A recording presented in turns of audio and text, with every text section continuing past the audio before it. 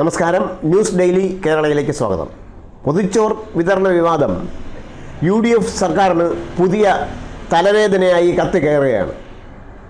Medical കോളേജുകൾ ഉൾപ്പെടെയുള്ള സർക്കാർ ആശുപത്രികളിലെ പാവപ്പെട്ട കൂട്ടിരിപ്പുകാർക്കും രോഗികൾക്കും ഏറെ ആശ്വാസം പകർന്നിരുന്ന അന്നദാനം പദ്ധതി പാർട്ടി ലേബലിൽ വേണ്ട എന്നാണ് ആരോഗ്യമന്ത്രി പറഞ്ഞതെങ്കിലും പ്രതിപക്ഷ കക്ഷികൾക്ക് വീട് കിട്ടിയ രാഷ്ട്രീയ ആയുധമായി വിഷയം മാറിയിട്ടുണ്ട്.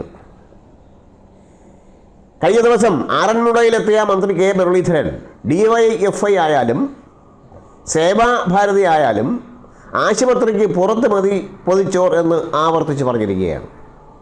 ജനവികാരം എതിരാവുമെന്ന് ബോധ്യമായതോടെ അന്നേ ദിവസം വൈകുന്നേരം തന്നെ മന്ത്രി നിലപാട് മയപ്പെടുത്തി പ്രസ്താവനയും ഇറക്കി.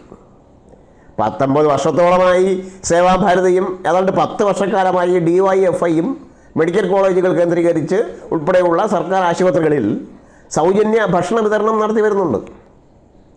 വിവാദത്തിന് നിമിത്തമായിട്ടുള്ള ആലപ്പുഴ മെഡിക്കൽ കോളേജിൽ 2000-ലേറെ പൊതിച്ചോറാണ് ദിവസവും DYFI വിതരണം ചെയ്യുന്നത്.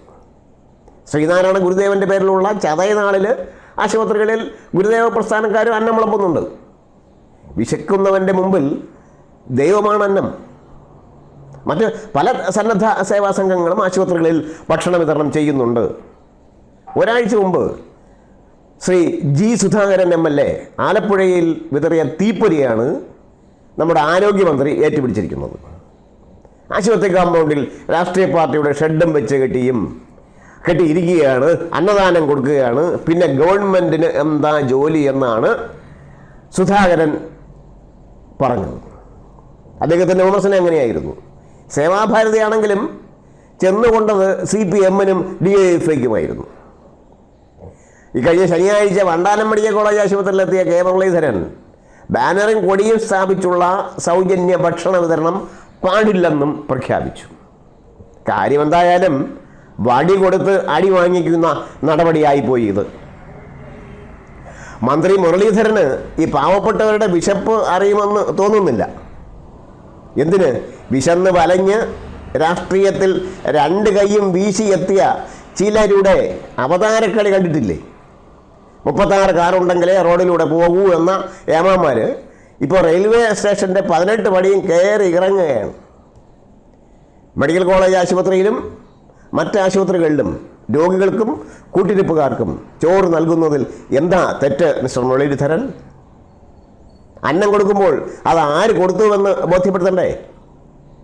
അതിലേക്ക് ഒരു കൊടിയോ ഒരു ബാനറോ കെട്ടിയാൽ എന്താ കുഴപ്പം? എല്ലാം രാഷ്ട്രീയമായി കാണരുത്. DYFIക്കാരും സേവാഭാരതിയും ചെയ്യുന്ന പുണ്യപ്രവൃത്തിയെ രാഷ്ട്രീയ ലാക്കോടുകൂടി കണ്ട് പുച്ഛിക്കരുത്. പുച്ഛവും വെറുപ്പും വിദ്വേഷവുമൊക്കെ തങ്ങൾ തിരഞ്ഞെടുത്ത് അയച്ച ഭരണാധികാരിമാരുടെ മുഖത്ത് കഴിഞ്ഞ 10 വർഷക്കാലമായി കണ്ട മലയാളിയുടെ അവരോടുള്ള ആട്ടലിൻ്റെ ഫലമാണ് ഇന്നത്തെ കോൺഗ്രസ് സർക്കാർ. അങ്ങനെയാണ് അവർ ഭരണത്തിലേറിയത് എന്ന കാര്യം മിസ്റ്റർ മുരളീധരൻ മറക്കരുത്. തിരുവനന്തപുരം മെഡിക്കൽ കോളേജിൽ വിതരണം ചെയ്യുന്ന പൊതിച്ചോറ് വാങ്ങി ഉണ്ട പാവങ്ങൾ വോട്ട് ചെയ്തിരുന്നുവെങ്കിൽ ഇപ്പോഴും പിണറായി നാട് ഭരിക്കുമായിരുന്നില്ലേ?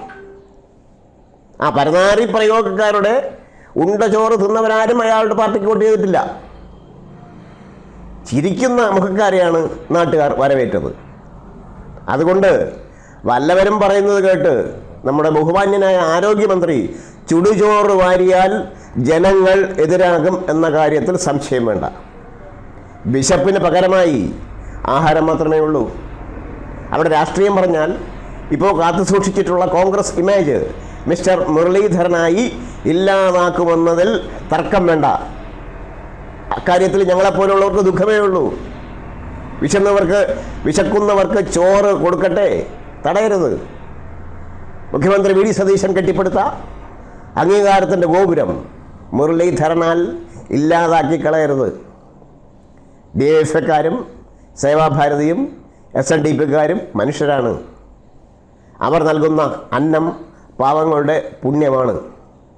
പാവങ്ങളെ സംരക്ഷിക്കലാണ് മാധവ സേവ.